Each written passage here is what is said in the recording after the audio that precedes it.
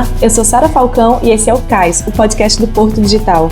Hoje vamos falar sobre um sistema monetário que, quando foi criado, basicamente não tinha utilidade nenhuma. Mas hoje, uma simples moeda que sequer é palpável vale milhões. Estamos falando do Bitcoin. Pois é, Sara, esse é um assunto que tem gerado muita curiosidade nas pessoas, ao mesmo tempo que o interesse delas só cresce. Então vamos explicar melhor como é que tudo isso funciona. CAIS, o podcast do Porto Digital. Episódio 5, o mercado das criptomoedas. Em 22 de maio de 2010, Laszlo Hanier fez a primeira transação em bitcoins do mundo, ao comprar 2 pizzas na Flórida, por 10 mil bitcoins, que valiam na época cerca de $40. Esse valor, em junho de 2021, teria custado quase 2 bilhões de reais. Ou melhor, para comprar as mesmas pizzas, Laszlo hoje pagaria 0,0011 bitcoin, 9 milhões de vezes menos. Claro que há 11 anos ninguém tinha ideia disso. Quando Laszlo pediu suas pizzas, o Bitcoin estava sendo negociado abaixo de $0,01. Além do que, ele tinha minerado sozinho as 10 mil moedas, e a pizza parecia um bom negócio para algo que até então não tinha utilidade. Um ano depois, o Bitcoin já valia $1. Em 2013, um Bitcoin já podia ser comprado por $150 e fechou o ano valendo mais de 1.200. Em 2017, o preço ultrapassou a barreira dos $5.000 e em dezembro já valia quase 20 mil. Aí a criptomoeda sofreu uma queda brutal e chegou a valer pouco mais de $3.000 em 2018. 2 anos depois, recuperou seu valor e voltou aos 20 mil. E em abril passado, chegou a valer $60 mil. Mas hoje ela está assim, na casa dos 30 mil. Mas o que é o Bitcoin e por que ele vale tanto? O que são as criptomoedas e para que foram criadas? Quem controla essa rede? Quem já ficou rico com ela? Para começar a responder a algumas dessas perguntas, é preciso voltar um pouco e explicar o que é o blockchain, a tecnologia que permitiu a criação das criptomoedas. Explicando um pouco sobre o que é o blockchain, trata-se da tecnologia base que permitiu o surgimento das criptomoedas, né? É uma base de dados descentralizada que é atualizada em tempo real em vários computadores ao mesmo tempo.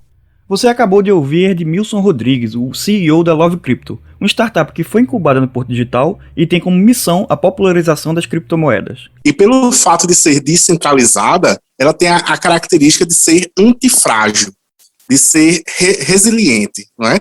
Então, se der problema, por exemplo, se tem 1.000 computadores minerando, como chama-se, né? Minerar é validar as transações. Se tem 1.000 computadores minerando Bitcoin, naquele momento, e der falha em 999 deles, então, por causa da natureza descentralizada do blockchain, as informações e as transações estarão seguras naquele que sobreviveu. Essa característica torna as transações dentro de uma rede blockchain mais confiáveis. Todos os usuários dessa rede compartilham tarefas ou arquivos sem a necessidade de um servidor central e todos eles têm igual influência no ambiente. Por exemplo, quando o governo precisa tornar pública leis, licitações ou qualquer ato oficial da administração, essas ações são publicadas no Diário Oficial, e aí passam a valer, pois a sociedade reconhece como correta aquela informação. Em uma rede blockchain, cada computador é uma espécie de cartório que tem seu Diário Oficial próprio e publica seus dados e reconhece os dados dos outros. Os blockchains das criptomoedas eles têm um critério de desempate. Tá? Há uma série de rodadas em que os cartórios competem entre si para dizer qual que foi a versão, a edição do Diário Oficial que efetivamente valeu naquele momento. Esse aí é o Marco Carnu, diretor técnico do Zero Bank, o primeiro banco digital multimoedas do Brasil, sediado aqui no Recife. Com isso, você tem um sistema que tem características que nunca antes existiram na história da humanidade, que é o fato que você tem notarização de fatos e de transferência de valor com segurança criptográfica num ambiente totalmente descentralizado. Tá? Muita gente já tinha conseguido fazer sistemas de notarização e transferência de valor, mas todos eles tinham algum pé na centralização, tinha sempre um coordenador central que ditava as regras e punia os ofensores. E os blockchains, em particular o blockchain do Bitcoin, foi o primeiro na história da humanidade em que ele conseguiu 100% de descentralização arquitetural. O que eu quero dizer com descentralização arquitetural? Porque que a arquitetura dele, do ponto de vista de arquitetura de rede, de informática, é intrinsecamente descentralizada. Com essa descentralização, os dados são distribuídos entre todos os computadores ligados à rede. E como essas anotações são públicas e compartilhadas, podem ser verificadas a qualquer momento. toda operação é criptografada e fica gravada no sistema para sempre, não pode ser desfeita nem alterada. Cada bloco de dados ainda recebe um código único que valia o bloco anterior e o posterior, e eles são adicionados de modo linear e cronológico. Ou seja, para fraudar uma blockchain, seria necessário quebrar esses dois códigos e alterar os dados registrados em cada um dos dispositivos ligados a essa rede. Uma dica: não dá. Mas quem criou essa tecnologia?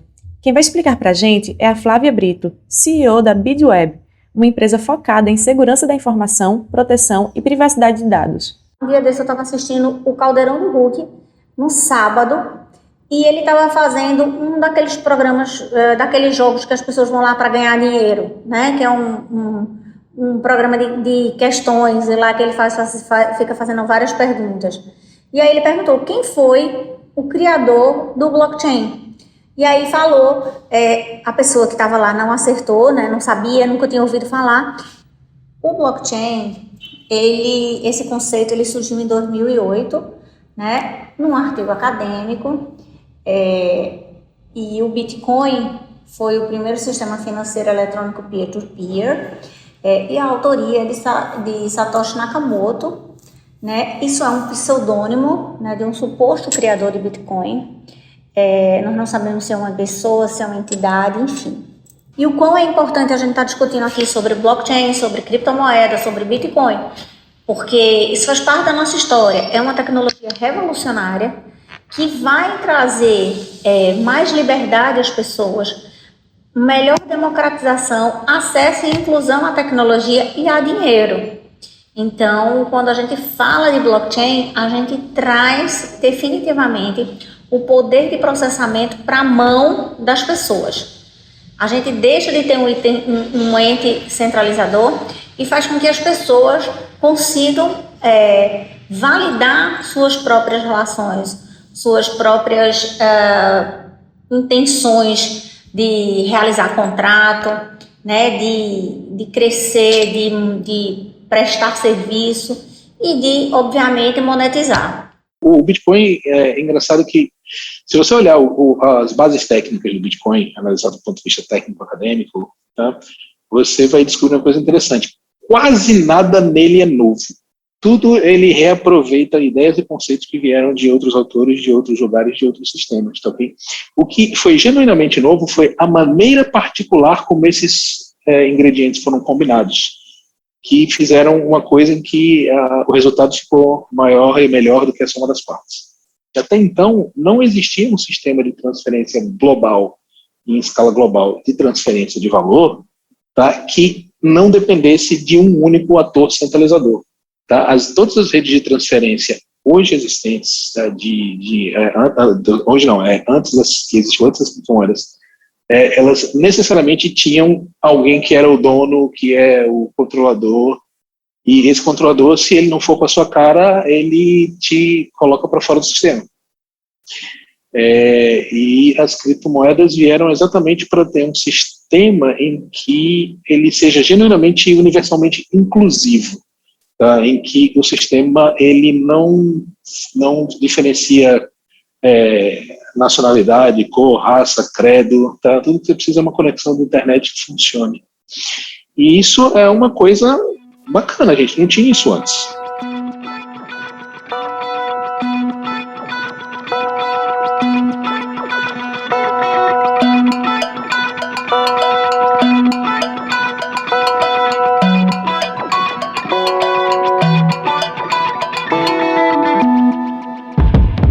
Dentro desse conceito de blockchain, nasceu o Bitcoin, uma moeda virtual que, assim como o real e o dólar, pode ser usada para adquirir produtos ou serviços, ou até mesmo guardada como um ativo para ser negociada depois.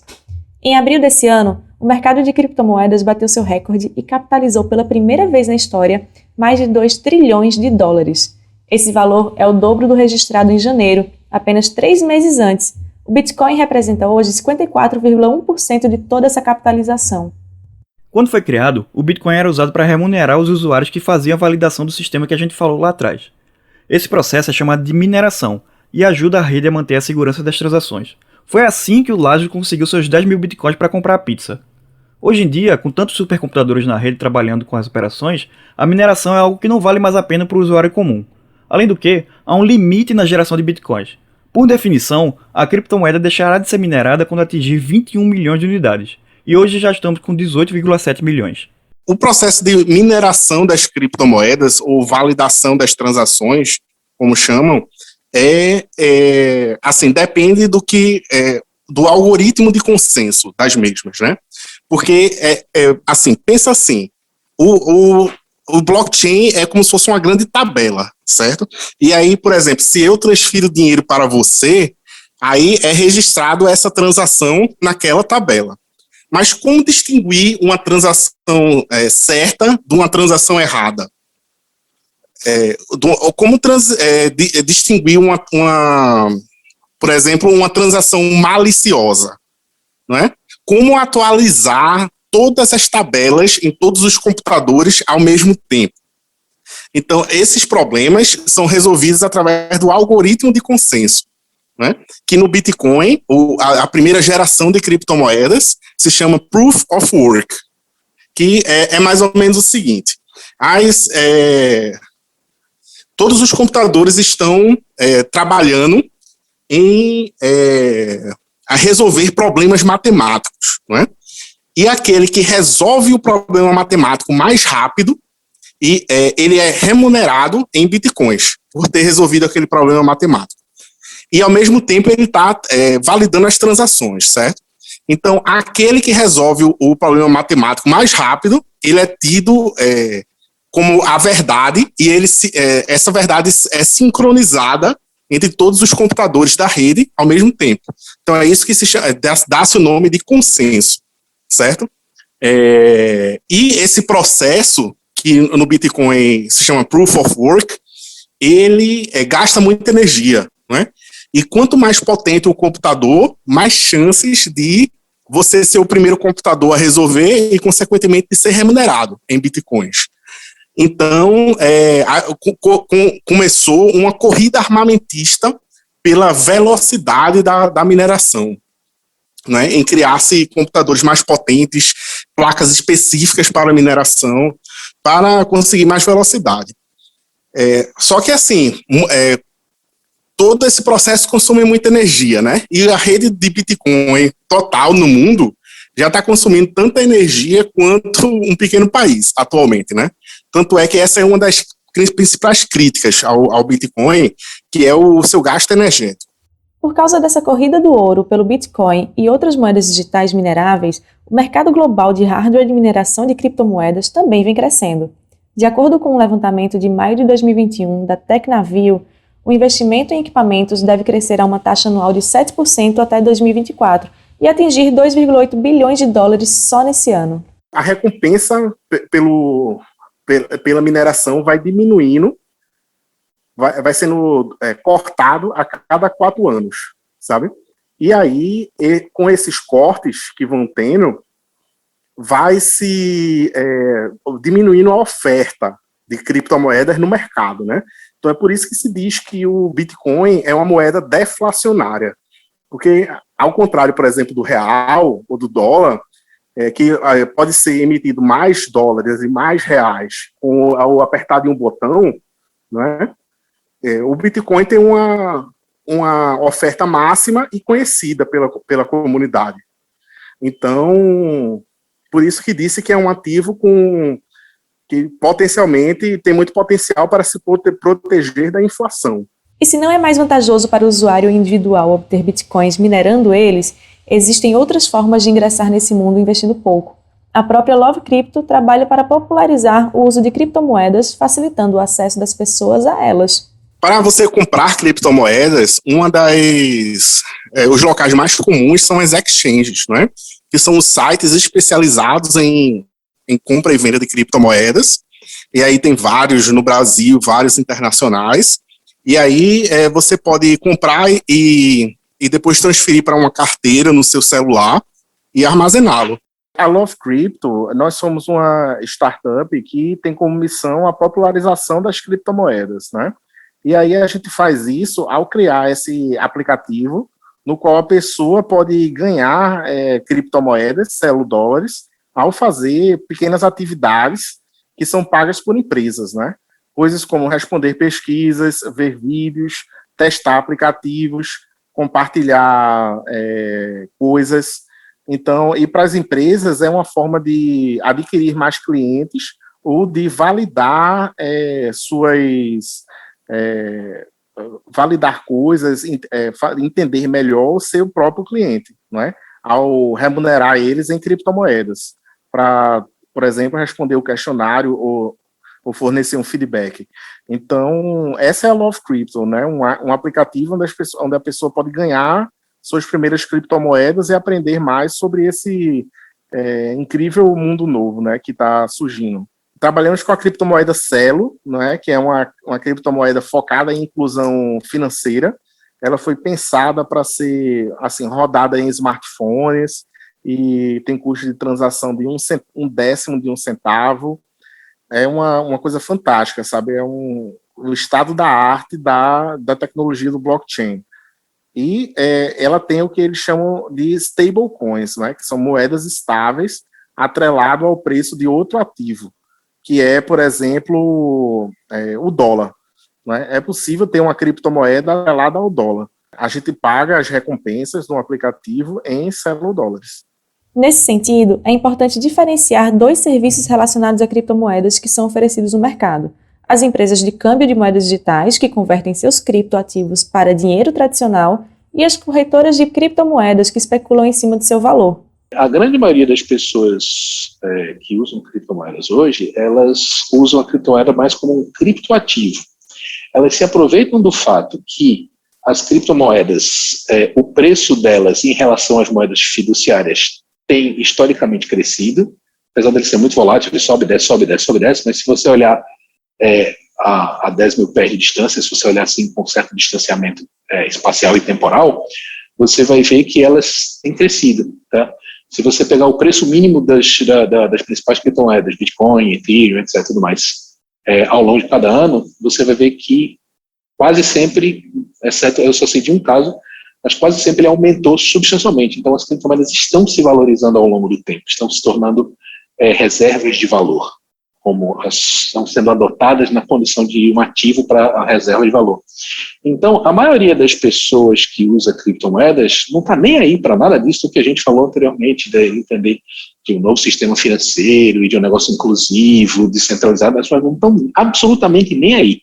As pessoas estão encarando as criptomoedas, uma grande maioria das pessoas está encarando as criptomoedas como um meio para se obter mais real ou mais dólar, ou seja lá qual a sua moeda nacional, tá entendendo? Como um meio de você fazer o que a gente chama de reserva de valor, fazer poupança e com que isso valorize a médio e longo prazo. A maioria das pessoas está usando para essa finalidade. E hoje a maior parte da exploração econômica das criptomoedas advém exatamente disso, ok? Mas isso existe uma discussão filosófica profunda sobre se as criptomoedas estão se apreciando ao longo do tempo meramente porque tem mais gente entrando nelas para essa finalidade, ou se é porque esses quesitos fundamentais de inclusão, a solidez técnica delas e as características de descentralização, etc., são coisas que mais e mais pessoas estão valorizando e, portanto, apostando que, a longo prazo, mais pessoas também valorizarão e entrarão nesse sistema. Entendendo? Existe um debate, uma discussão filosófica, para não dizer uma briga acirrada sobre esses dois pontos de vista. As criptomoedas em geral, e o Bitcoin em particular, ganharam ainda mais notoriedade por serem utilizadas como meio de pagamento para atividades ilegais. Muito já foi dito por aí que elas são a moeda da Dark Web, e por serem rastreáveis e anônimas, seriam um modo de pagamento preferido por hackers. De fato, muitos cyberataques feitos a empresas exigem criptomoedas em troca dos dados sequestrados. Mas é um mito que as transações em bitcoins não possam ser rastreadas. Apesar de oferecer um nível grande de privacidade, o Bitcoin não é anônimo, e é possível rastrear a origem das moedas com certo grau de precisão. Além disso, faz parte da natureza do blockchain que todas as transações fiquem registradas em uma extensa lista de dados disponível publicamente. As pessoas acham que por trás da cadeia, né, de blockchain elas vão ficar imperceptíveis ou não haverá punibilidade. Sim, existe punição, consegue ser rastreado, consegue se descobrir. Houve um caso recente num gasoduto nos Estados Unidos e o FBI conseguiu rastrear boa parte do que foi pago em Bitcoin. E isso existe no mundo inteiro. Então, não é importante que as pessoas pensem que blockchain é irrastreável, que você não consegue saber. Você consegue sim, e consegue inclusive marcar os bitcoins que vieram, por exemplo, do tráfico de drogas, que vieram das extorsões. A única diferença é o seguinte: quando você tem um dinheiro que foi lavado, vamos usar um que acontece muito para a gente. Quando alguma quadrilha estoura um caixa de banco, né, num 24 horas, enfim, um caixa eletrônico, hoje sai com uma tintazinha, né, eles mancham a cédula com uma tinta. No Bitcoin, esse Bitcoin, ele foi oriundo de uma transação ruim. Você não consegue mais produzir Bitcoin, né? Os Bitcoins, eles são contemplados, existe um número restrito. Então, é muito importante que as pessoas entendam que essa criptomoeda e todas as criptomoedas, elas vieram para trazer acesso à tecnologia, para melhorar a vida das pessoas, para baratear o custo das transações. E mesmo ela sendo usada para o mal, ela consegue ser descoberta. No Bitcoin, especificamente, é o que chama-se de pseudo-anônimo, né? Você sabe quem está, de qual carteira para qual carteira ele foi transferido. Agora, no momento que a pessoa, por exemplo, vai converter de Bitcoin para reais, aí você sabe exatamente quem é a pessoa. Então, de certa forma, o Bitcoin é até mais rastreável do que o dinheiro comum, porque qualquer pessoa pode ir lá no Blockchain Explorer e acompanhar as transações em quase tempo real. Uma pergunta que certa vez me fizeram. Já culparam a libra esterlina por causa do assalto ao trem pagador? Já culparam, por exemplo, o real por causa do assalto ao Banco Central, que teve em Fortaleza, há algum tempo atrás? Então, assim, não é assim, muito interessante culpar o Bitcoin por causa das coisas ilícitas que as pessoas fazem, talvez, né, com ele. Além disso, cada vez mais estabelecimentos e serviços legais estão aceitando criptomoedas como pagamento. No Japão, por exemplo, você pode usar Bitcoin para pagar a conta de luz em algumas regiões. Até mesmo no Recife, restaurantes, bares e até academias de ginástica já adotaram o pagamento digital. Hoje em dia, ele é aceito em muitos lugares, né? Existem empresas especializadas em facilitar o pagamento com Bitcoin e criptomoedas. Então, você pode, por exemplo, botar os serviços contratar os serviços dessa empresa e a pessoa paga em Bitcoin e você recebe em reais na hora, na conta. E existem várias delas no mundo, né? Por exemplo, algumas delas você pode pagar contas, pagar o seu pagar código de barras usando Bitcoin, né? Suas contas.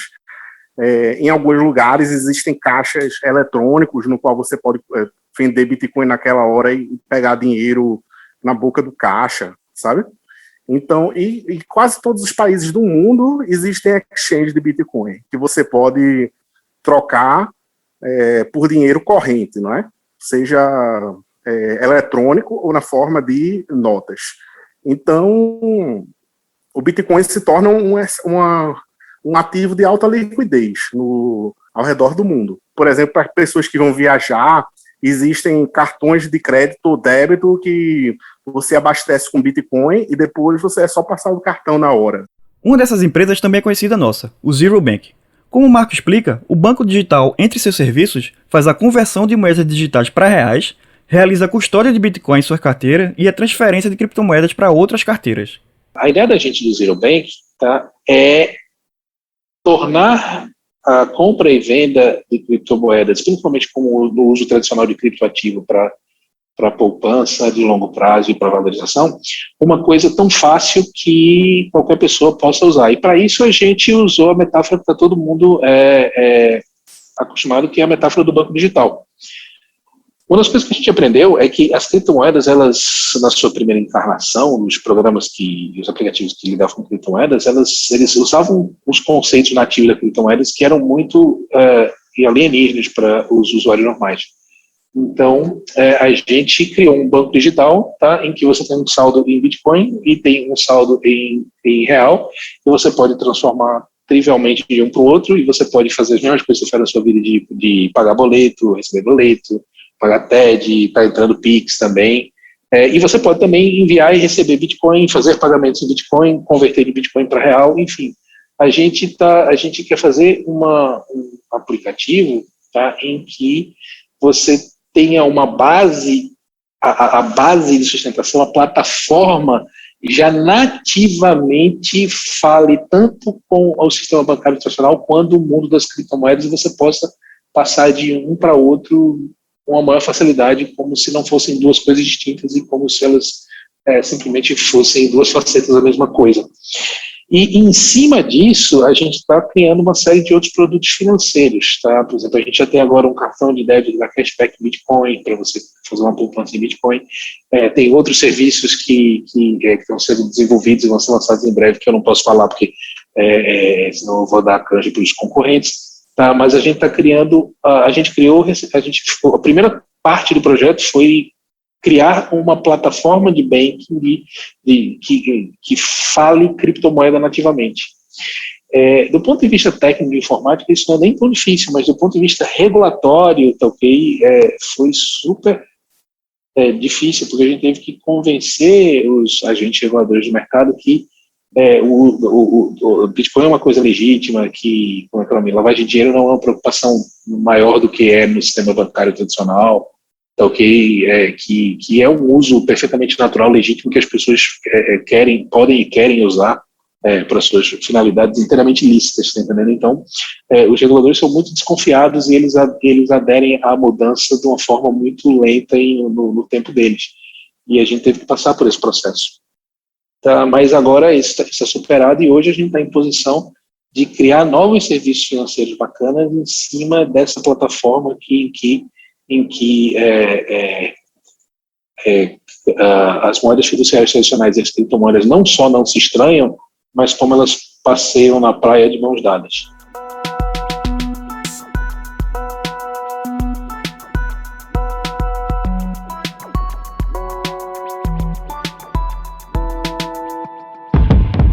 Apesar de ter surgido para possibilitar a criação e a transação de criptomoedas, a blockchain pode ser usada em várias outras aplicações, especialmente na validação de outras transações não financeiras.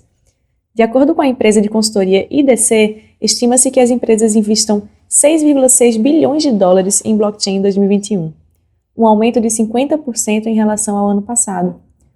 Essa taxa de crescimento composta deve se manter na casa dos 48% nos próximos anos e atingir um patamar de 19 bilhões de dólares em 2024. O setor de logística é um que particularmente vem se beneficiando da tecnologia, como explica Flávia. Como não é uma rede que está centralizada em nenhum lugar e possui diversas camadas de segurança, é extremamente difícil invadi-la, ok? Então, se eu começo na cadeia de logística, produzindo, vamos citar aqui, por exemplo, remédio, certo? Validando na cadeia de blockchain quais são os insumos, rastreando aquela produção, rastreando o lote, a data de fabricação, validade, qual foi a indústria que ela foi produzida.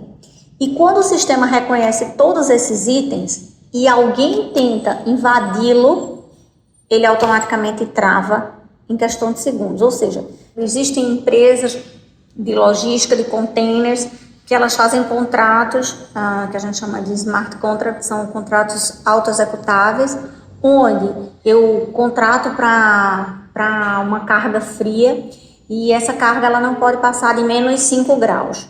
E aí, com o uso do IoT, né, Internet das Coisas, e o smart contracts em blockchain, se, por exemplo, aquele termômetro ele acusa -2, a minha carga, se ela é perecível, ela vai estragar. Então, não tem o que ser contestado, não tem o que ser provado, não tem o que ser fazer perícia. É um smart contract, é um contrato auto-executável e a empresa que eu contratei, ela automaticamente pagará a multa.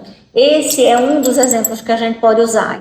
A própria BidWeb, em parceria com a Original My, está trabalhando em um projeto que usa tecnologia para ajudar mulheres vítimas de assédio a comprovar que provas de abuso colhidas online não sofreram qualquer tipo de alteração e, portanto, podem ser utilizadas em um processo judicial. A gente lançou no dia 8 de março, que é um dia simbólico, um portal chamado possoprovar.org. Esse é um trabalho totalmente voluntário, da BidWeb, da Original My, em que a gente teve o apoio do Porto Digital, enfim, OAB, Comissão Feminina da OAB, várias entidades nos apoiaram, em que a gente faz a coleta de evidências com validade jurídica, totalmente gratuito através desse portal, e a tecnologia que valida isso é o blockchain.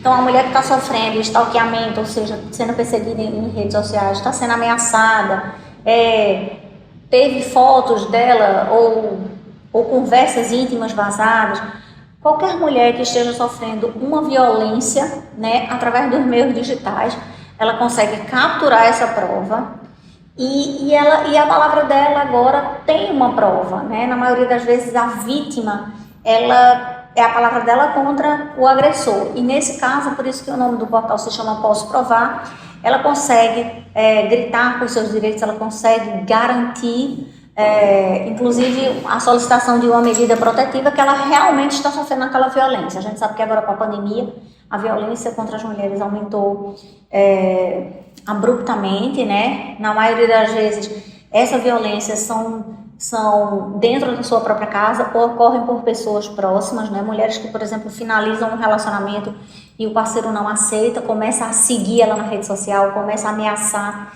Então, todas essas informações ela consegue coletar e trazer a validação jurídica via blockchain. Antes da gente se despedir, vou chamar nosso quadro fixo, o Pitch de Elevador, que sempre vai fechar nossos episódios. A proposta é abrir nossos microfones para que uma empresa ou uma startup aqui do Parque Tecnológico faça sua apresentação, de no máximo 1 minuto, explicando o que é que a empresa faz ou apresentando um produto ou protótipo. O pitch de hoje é da Love Crypto.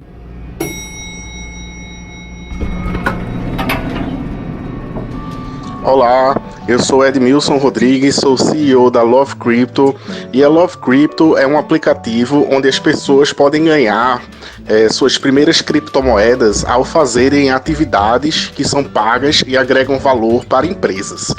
Então, coisas como responder pesquisas, ver vídeos, testar produtos, testar apps e dar feedback. Tudo isso são feitos por pessoas através de seus celulares, e para isso são recompensadas em criptomoedas, que podem trocar por dinheiro na conta. E já para as empresas é uma forma de, por exemplo, adquirir mais clientes ou entrevistar pessoas para entender melhor o comportamento do público-alvo, dos seus clientes em potencial. E tudo isso pode ser feito de forma rápida e fácil através do app Love Crypto. Então, para quem deseja saber mais, basta entrar em www.lovecrypto.net. CAIS é uma produção do Porto Digital em parceria com a Doravante Podcast. Até a próxima, pessoal! Valeu, até o próximo programa. Apresentação, Renato Mota e eu, Sara Falcão. Reportagem e roteiro, Renato Mota. Entrevistas, Guilherme Gates e Renato Mota. Edição e masterização, Rafael Borges. Trilha sonora, Estesia. Supervisão geral, Rossini Barreira.